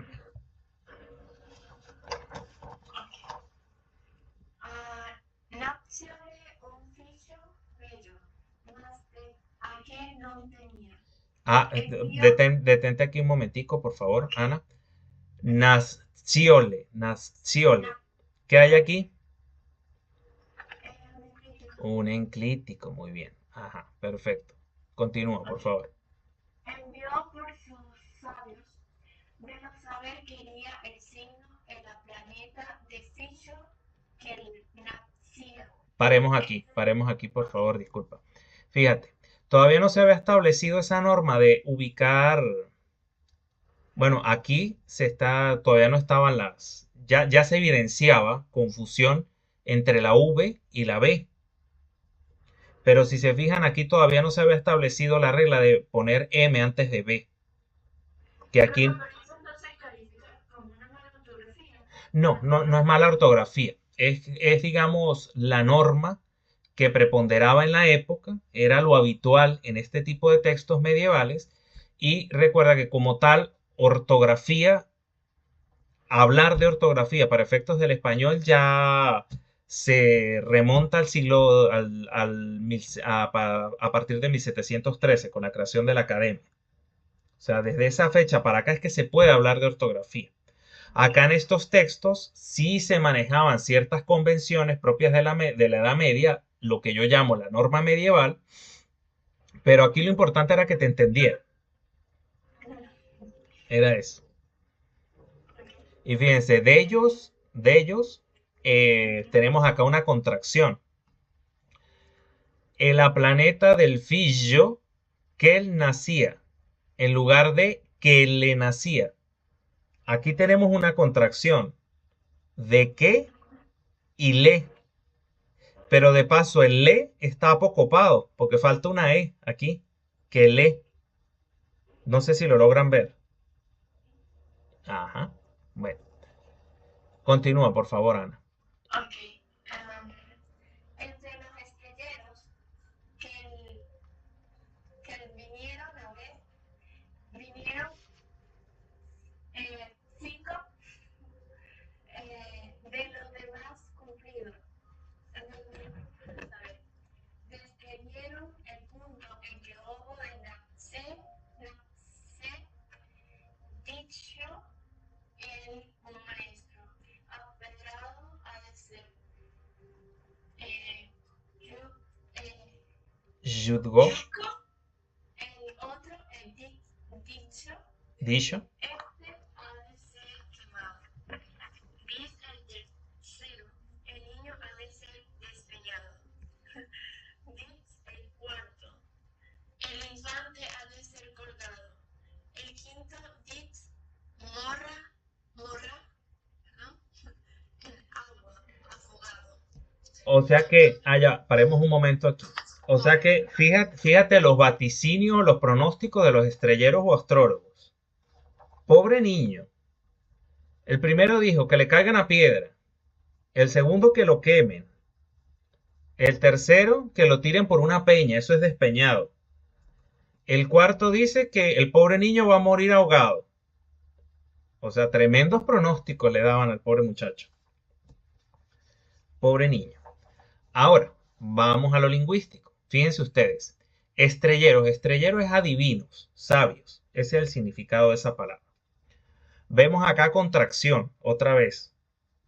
Preposición, pronombre personal para la tercera de plural. Otra contracción, desque. Esto significa desde qué. Vemos acá también cómo se introduce el discurso reportado dentro del verso, porque se está citando cada una de las respuestas que dieron cada uno de los estrelleros.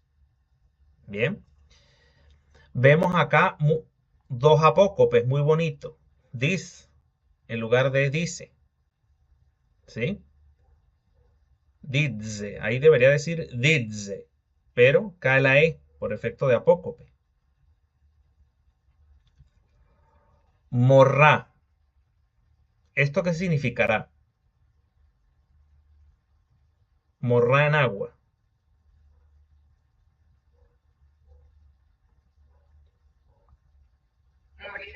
Morirá es un futuro. Es un futuro. Es el futuro del verbo morir. En la sesión pasada, yo les comenté que en muchos textos medievales las formas de los verbos, o sea, los verbos en futuro, o sobre estos verbos podía ocurrir síncopa. Síncopa de E o de I.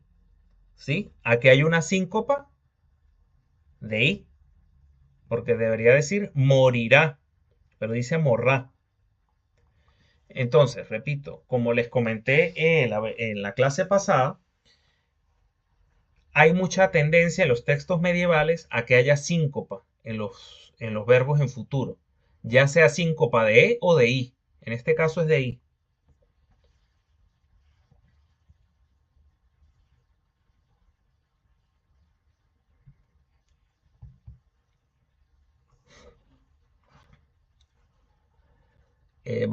Ahora me va a ayudar Susana, María Susana, a leer.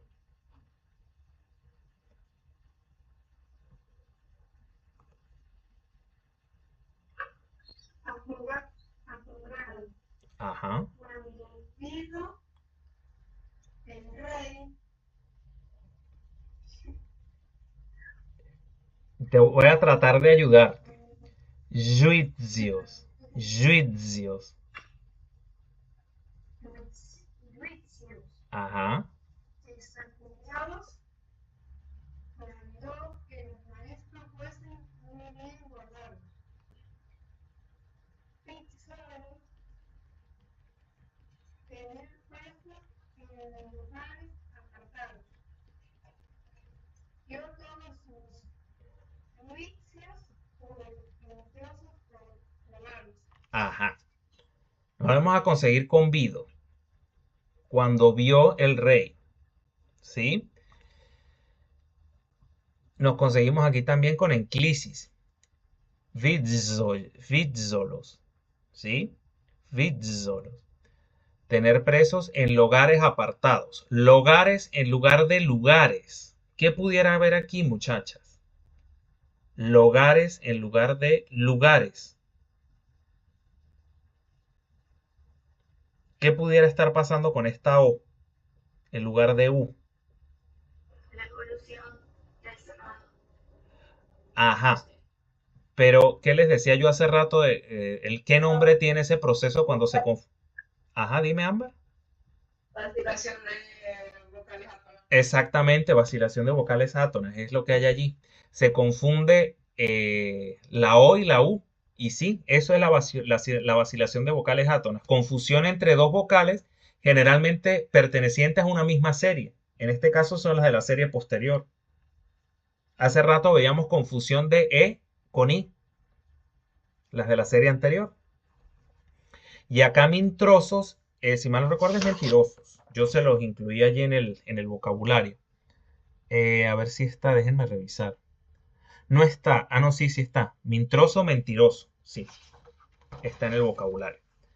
Continúa, por favor, María. Desde que fue semejante a buena edad, creo que Edad. llegado, pidió al rey su padre que le fuese ordenado de ir a correr el monte, cazar a los enanos. Respondióle el rey que la hacía de grado. Cazar un día claro para ir a cazar. Ajá, paremos aquí. Fíjense ustedes.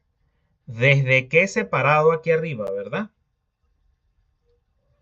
Y aquí abajo desque.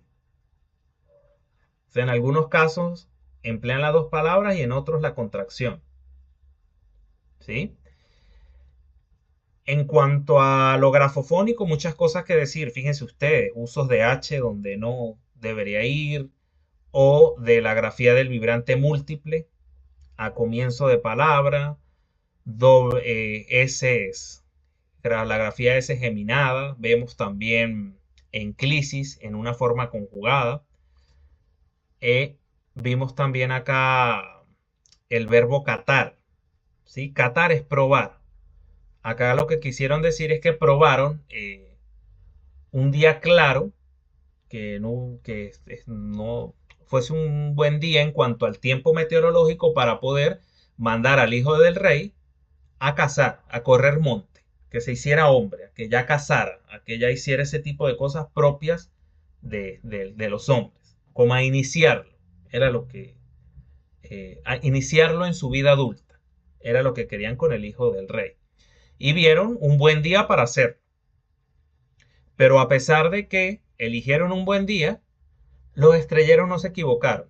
Que ya van a ver qué le pasó al pobre hijo del rey. Continúa, por favor, María.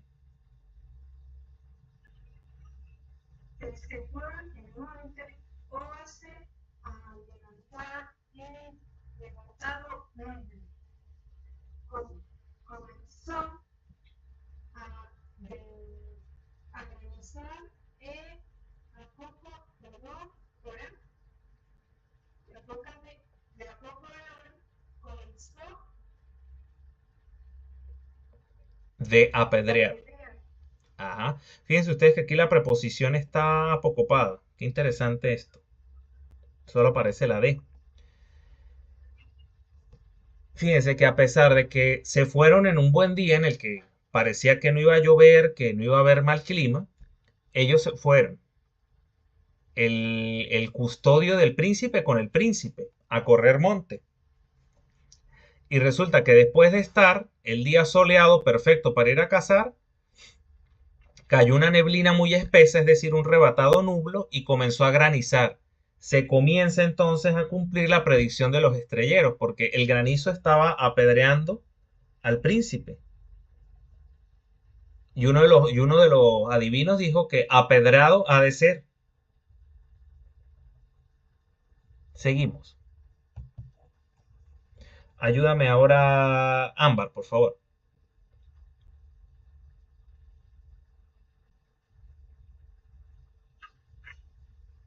Acordóse su ayo de cómo juzgaron los sabios estrelleros, que sus signos cantaron. Ya, paremos aquí. Cataron, es decir, probaron. El ayo es una especie de mayordomo encargado en las casas reales de los niños, de los príncipes. Será como el príncipe iba con su ayo, cuidándolo. Ujú. Señor, di, acojámonos, los que vos pagaron no sean verdaderos en los que adivinaron. Paremos aquí un momento. Señor, dids, es decir, aquí hay apócope, y acá nos conseguimos con el africado alveolar sonoro. Acojámonos, es decir, vamos a recogernos. Que los que vos fadaron no sean verdaderos en los que adivinaron. Es decir, vámonos porque no sea que se cumpla lo que te predijeron hace unos cuantos años. ¿Este vos es singular o plural?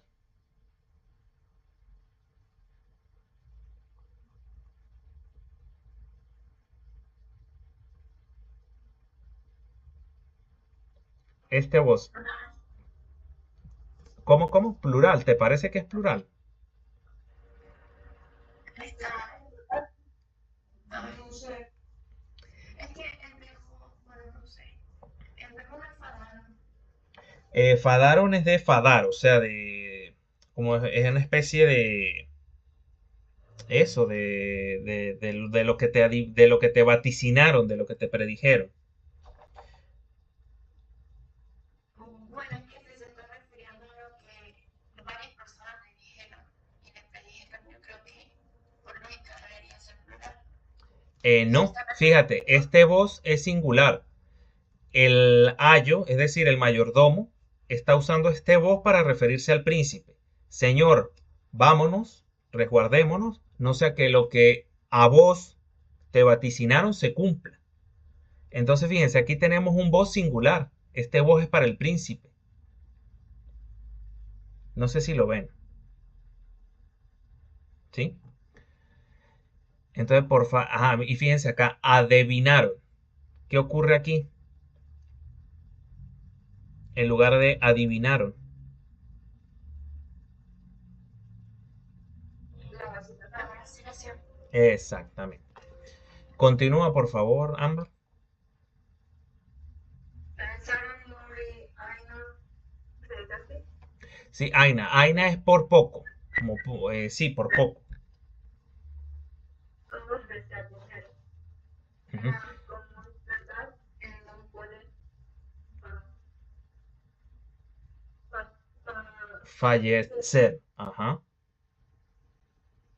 En lo que Dios ordena, en cómo ha de ser, según natural curso, no se puede estorcer. Fíjense acá en algo. Pensaron muy aína todos de se acoger. Saben que además de enclisis, hay una cosa que se llama proclisis, que es distinta. En la enclisis, según la norma medieval, un verbo conjugado o mejor dicho, después de un verbo conjugado va a haber un pronombre átono pegado o junto a ese verbo conjugado. Eso es la enclisis. Pero también hay una cosa que se llama proclisis. ¿Sí? Proclisis. Y la proclisis ocurre no con verbos conjugados, sino con las formas no personales del verbo. Repito, la proclisis, distinta de la enclisis, ocurre con las formas no personales del verbo. Ocurre con las formas no personales del verbo. Es decir, los infinitivos, los gerundios y los participios. Esas son las formas no personales. La proclisis ocurre con las formas no personales del verbo. Es decir, con infinitivo, gerundio o participio. ¿Y qué es la proclisis? Que el pronombre átono se posiciona antes del verbo y separado del verbo. La proclisis es cuando el pronombre átono se posiciona antes del verbo y separado del verbo. La proclisis se da cuando el pronombre átono se posiciona antes del verbo y separado del verbo. Y esa proclisis, como ya les había dicho, según la norma medieval, se da con formas no conjugadas, infinitivo, gerundio o participio.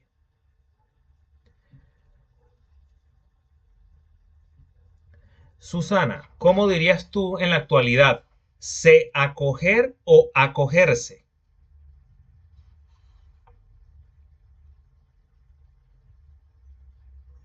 Sería acogerse. Acogerse, exactamente. Pero aquí se está viendo un ejemplo de lo que establecía la norma medieval. Hay proclisis. ¿Por qué? Porque el pronombre átono está detrás del verbo y separado del verbo. De paso, ese verbo es una forma no personal. Este verbo sería un ¿qué?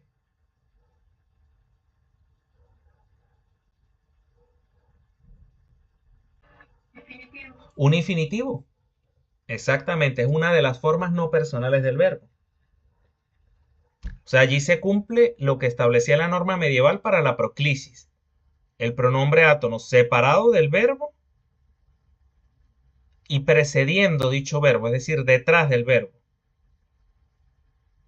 En este caso, un infinitivo. En la Edad Media, la proclisis se va a dar con las formas no personales del verbo. Infinitivo, como en este caso, gerundios y participios.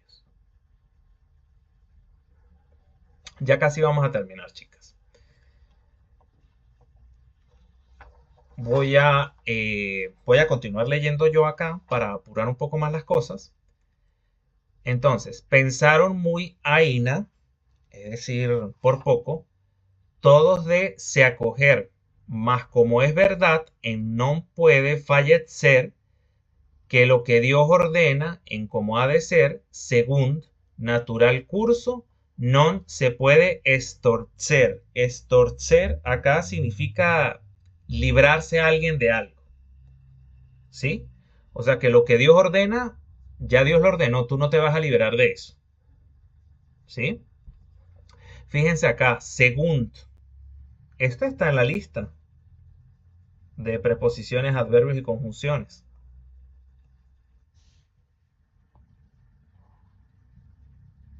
Significa según. Y significa según, exactamente.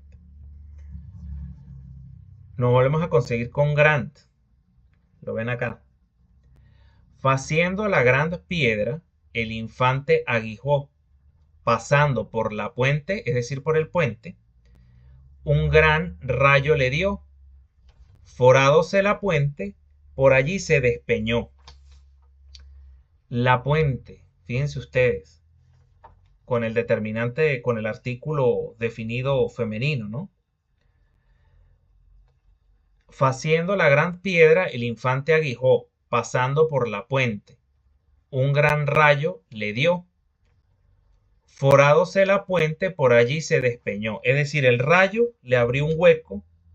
Eso significa foradar, abrir un hueco a algo. Se le abrió un hueco al puente y por allí se despeñó. Se cumplió la segunda predicción.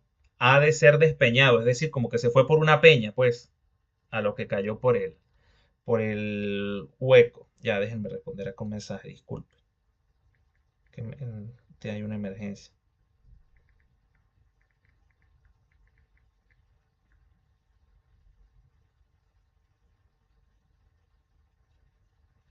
Bien. Entonces, cuando ya se despeñó por el hueco que se le abrió al puente, el príncipe logró colgarse de un árbol. Es decir, no cayó por completo al río, sino que un árbol lo rescató. Fíjense ustedes. En un árbol del río de sus faldas se colgó. Bien, o sea, sería que llevaba falda el fulano príncipe y se enredó la falda con un árbol. Estando así colgado, todos lo vieron. Afogóse en el agua. Es decir, se ahogó. Vemos acá en Clisis. ¿Sí? Se cumplió la última de las predicciones. El ahogado ha de ser. Afogóse en el agua. Afogar es ahogar, ¿oyeron? Afogóse en el agua. A correr no lo pudieron. Es decir, no lo pudieron socorrer. Los 5 fados, es decir, los 5 presagios, dichos todos bien, ye lo cumplieron.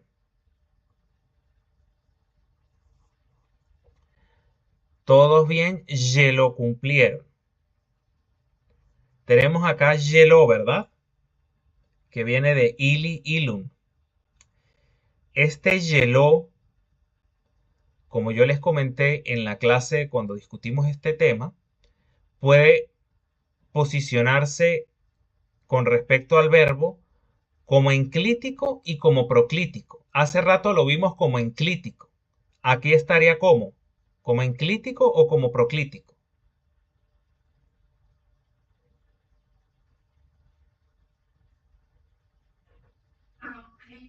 Como proclítico, exactamente, porque está detrás del verbo y separado del verbo. Sigo. Los sabios naturales verdaderos salieron. Claro, el rey los liberó, no le quedaba de otra porque se cumplió lo que ellos dijeron. Desquevido el rey, cumplido su pesar, cumplido, ¿qué hay aquí? Ajá. Desquevido el rey, cumplido su pesar, mandó los estrelleros de la prisión soltar. La rima, muy bonita, la música, la melodía, muy propia del mester de clerecía. Mandó los estrelleros de la prisión soltar. Fitzolos, mucho bien, e mandóles usar de su astrología, que siguieran como astrólogo, pues. Mandóles, ¿qué hay aquí?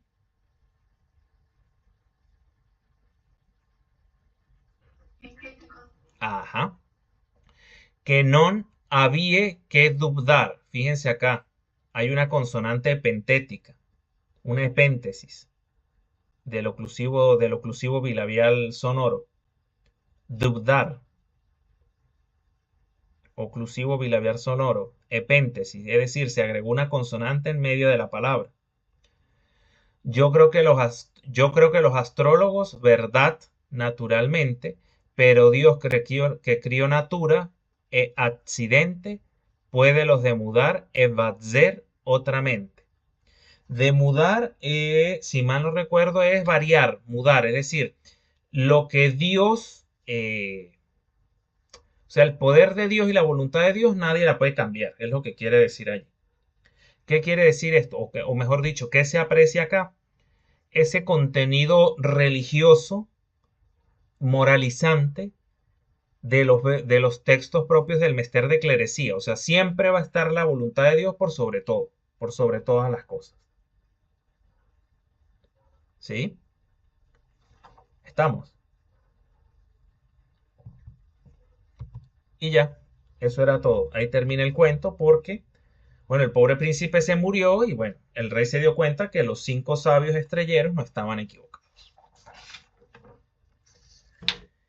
Entonces, señoritas, ¿cuál fue el propósito de hoy? Voy a... bueno, ya. ¿Cuál fue el propósito de hoy? Ver en un texto medieval todas estas características cuyos orígenes hemos discutido a lo largo del semestre, tanto en lo fonológico, partiendo de esas consonantes que se originaron en la Edad Media, que ustedes saben muy bien cómo se originaron esas consonantes, que no existían en el latín, ver cómo se representaban por escrito en los textos medievales, y además de eso, comprender o ver en vivo esas características sintácticas que hemos venido discutiendo a lo largo de la unidad de sintaxis histórica. Sí, por ejemplo, todo lo que ocurre con los verbos, la formación de los futuros analíticos, lo que hablamos ahora, que eso fue tema nuevo para ustedes hoy, sobre la enclisis y la proclisis, enclíticos y proclíticos. En fin, la idea era que pudieran ver un poco eso que hemos visto en abstracción, cómo se formó, cómo se creó, ya verlo en uso. Oficialmente entonces, hasta hoy, llegamos al famoso siglo XV, es decir, ya al estío de la Edad Media. Porque es importante que estudiemos estas características de los textos medievales y sobre todo con miras al curso de Español de América el próximo semestre. Porque lo que llegó a América fue una suerte de mezcolanza o mezcla entre la norma medieval y lo que es hoy en día la norma moderna. Es decir, si ustedes revisan textos coloniales, que los van a revisar conmigo, van a observar muchas de estas características propias de los textos medievales, pero también van a observar ya características propias del español moderno. Hay una mezcla. Es decir, lo que llegó a América fue una norma en pugna entre lo medieval y lo moderno. Por eso es importante que reconozcan y entiendan algunas de estas características que hemos estado mencionando a lo largo de la clase de hoy. Para las que no van a ver Español de América, bueno, muchachas, acá están viendo entonces todo eso que hemos visto, repito, en abstracción. Es decir, cómo se formaron esas consonantes propias de la Edad Media y cómo, o que pudieran ver en uso las grafías por medio de las cuales se representaban esas consonantes. Además de las características sintácticas que hemos discutido, por ejemplo, el uso de yelo, yela, tanto como enclítico como proclítico. ¿Sí? Entonces, bueno, de esta forma culminamos ya lo referente al bloque de sintaxis histórica, pero visto más desde la historia interna de la lengua, es decir, lo que ocurrió, lo que cambió, lo que evolucionó. Voy a detener el video